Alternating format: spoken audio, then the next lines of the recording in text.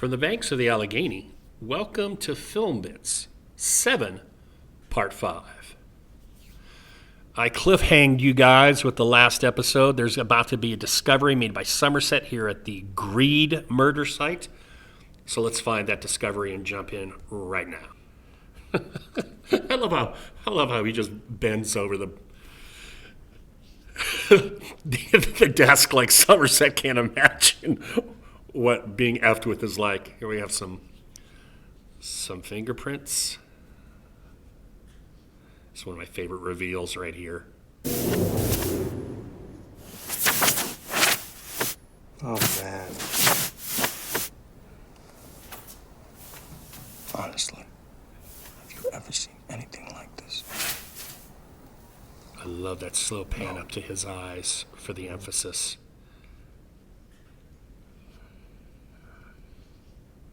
Help me. Ay, ay, ay. Help me, written in fingerprints. It's such a killer idea. Big picture, little picture. Mills is a little picture guy. Somerset is a big picture guy. Again, wall, off-white. Might even be looked at green. Definitely green lighting on it. If we are seeing all this green, I mean, green is often a sickly kind of color. Even the emojis that we use on our phones, the getting sick emoji throws up green vomit. The I'm about to get sick emoji is colored green. The coronavirus emoji is colored green. So green definitely has a negative connotation. And by Fincher filling his world with this color, even though it's not a bright green, it's an off pastelish, kind of unsaturated green, it just gives us the pervasive mood of the sickness, of the disease, if you will, that's going on in this city, particularly surrounding this case as we see our investigators there. Very subtle, works on an almost subconscious level, and it establishes a visual motif for us to, go back and analyze as we're doing right now. The possibility of why there is such a preponderance of green in a fairly colorless film, and even at that, the colors we get are usually very unsaturated. Let's pick it back up.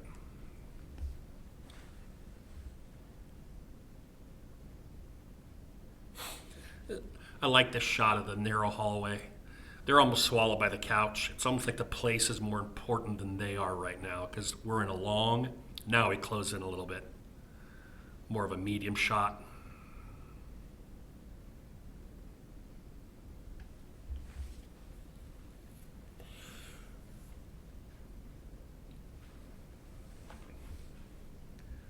Probably switch the shot because of the import of Somerset's commentary. And now we go close. And now we even do a push-in. There's all sorts of little subtle things Fincher doing here.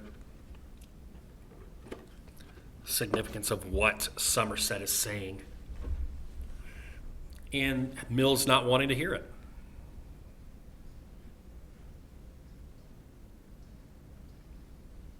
Green ashtray.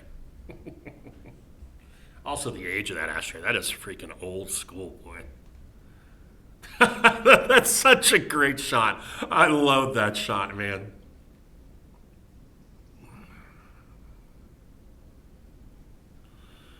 That's one of my favorite comedy. In a film lacking comedy, that's one of my favorite comedy moments. So there's a connection between whoever this guy is, this Victor that they're going to, and Eli Gould, the victim who was Greed. But Mills and Somerset aren't with this. Interesting shot of the light. We got a lot of light there. One would assume no rain. Oh, no, there's rain. So even when there's sunlight out, there's rain.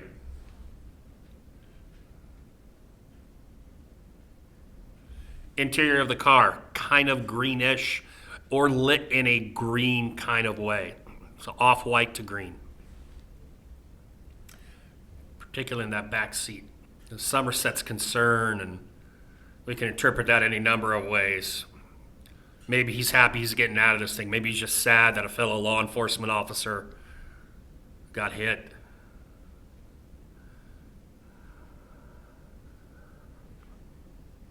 Old school fire escapes. This is filmed in downtown Los Angeles, these scenes.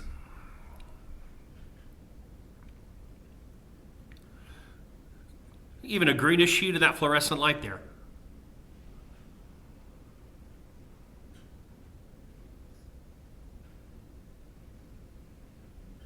That's a fun little angle.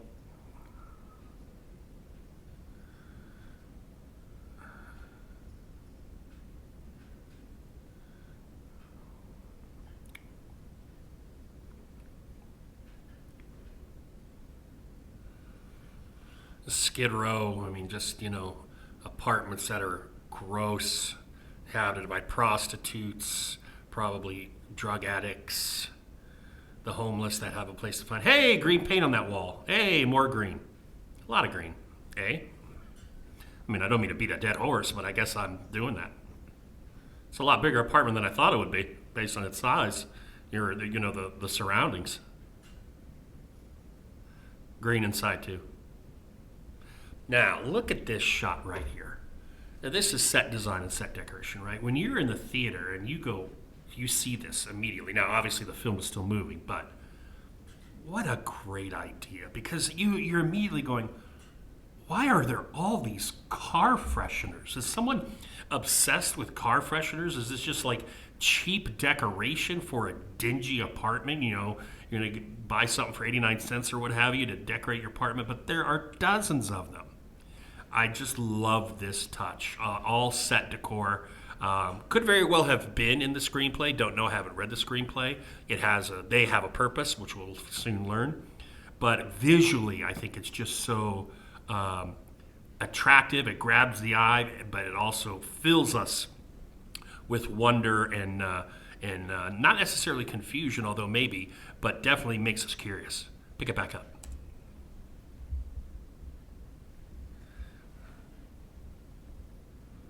Those lights, just like we saw in the gluttony scene. I love that, where you see the beam.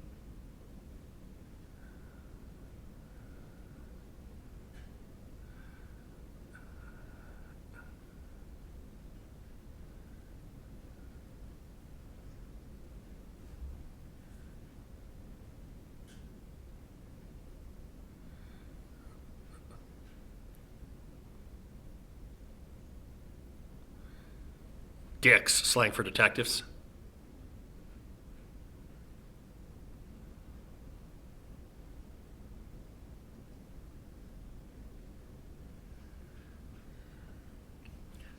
Now we know what the fresheners are for.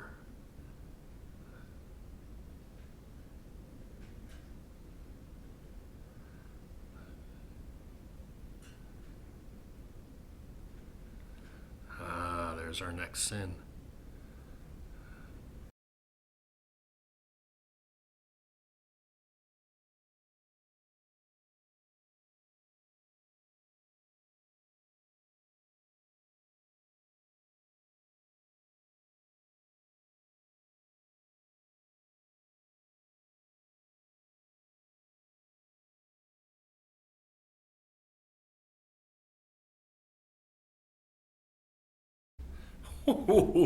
That brought a scare in the movie theater. I remember when first watching it.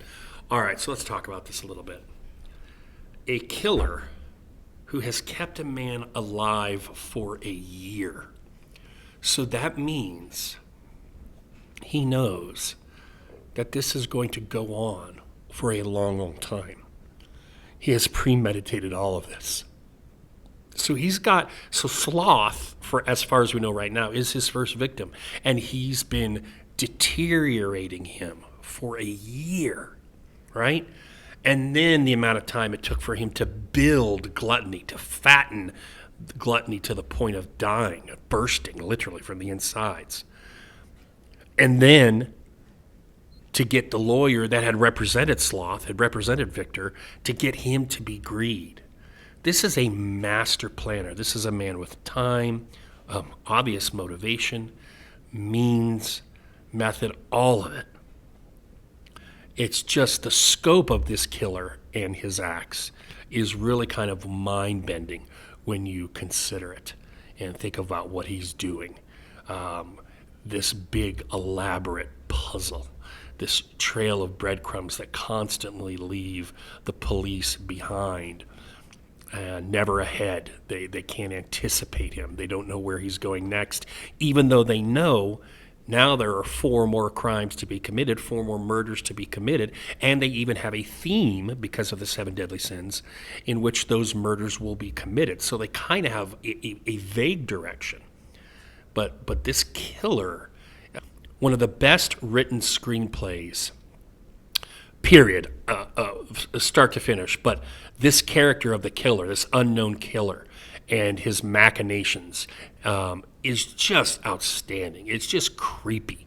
Obviously, real-life serial killers aren't like this, but at the same time, they also have their ferocious strengths and their scary aspects to them. Anyway, more and more green, as I mentioned. Now we see why we needed the air fresheners. That's where we're going to end this one, or we'll pick it back up. We're almost halfway through. See you the next time. Take care.